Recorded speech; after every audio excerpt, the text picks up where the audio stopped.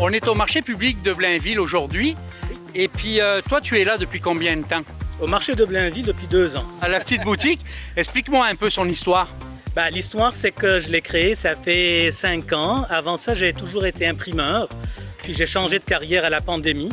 Et je me suis lancé dans tout ça, là, dans la petite boutique. Est-ce que tu pourrais m'expliquer dans ta petite boutique une liste de ce que tu fais, de ce qu'on peut retrouver?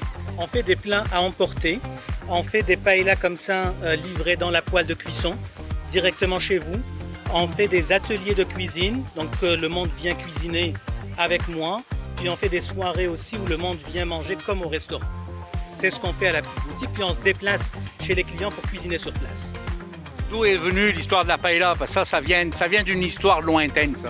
C'est notre plat du week-end algérien d'origine, fait que ça nous parle, un plat comme ça, la paella, le couscous. Donc c'est ça, c'est un amour. C'est quoi que tu aimes dans le marché public? Le rapport avec cette clientèle, ça t'amène quoi? Écoute, c'est le rapport avec les gens, c'est extraordinaire. Donc on rencontre des gens extraordinaires ici. Puis ça m'apporte de la visibilité pour la boutique qui est à 15-20 minutes d'ici. Donc ça m'apporte de la clientèle pour tout le reste de l'année. Ça fait quand même 5 ans, tu as de la vision devant toi, tu as des idées que tu vas amener. Donc explique-moi, c'est quoi ta vision pour l'avenir? Écoute, moi je fais beaucoup d'ateliers de cuisine. Donc c'est des soirées super festives. Le monde adore ça, ils viennent, ils cuisinent avec moi. On passe une super bonne soirée. Fait que c'est vraiment super agréable. La rencontre avec le monde, c'est extra. La convivialité.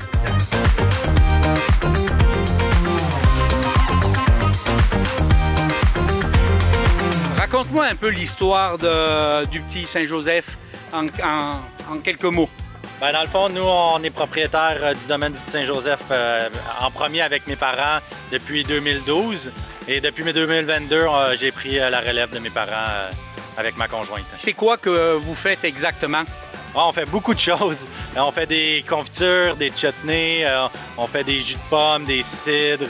À la base, on est un verger, une érablière. Et on fait aussi des asperges. Toi, tu fais les marchés publics? Oui. C'est quoi que tu aimes là-dedans? Et puis c'est quoi que ça apporte à la compagnie, les marchés publics? Ça apporte beaucoup de visibilité, puis ça permet de voir avec nos clients aussi le contact humain, voir les réactions du monde dans nos produits aussi, nos réguliers, nous voir, puis tout ça. C'est surtout le contact qu'on a avec nos clients, là, direct.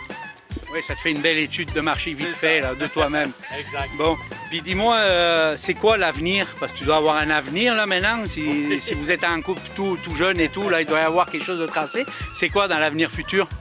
C'est sûr que c'est de continuer à faire nos beaux produits, à venir à des marchés publics comme ça. On en fait quand même plusieurs. Et c'est aussi d'un jour transféré à mon fils. Mais bon, c'est lui qui va choisir s'il veut continuer ou pas. OK. Et puis, dis-moi, Alexandre, pour conclure un peu tout ça, tes parents sont plus avec vous, mais quand vous avez démarré, comment ça s'est passé?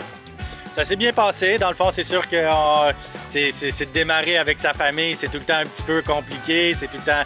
Mais maintenant, on s'entend très bien. Là. Mes parents sont encore là, même si je suis rendu propriétaire. D'habitude, c'est justement mon père qui est ici. Mais aujourd'hui, il est en vacances. Okay.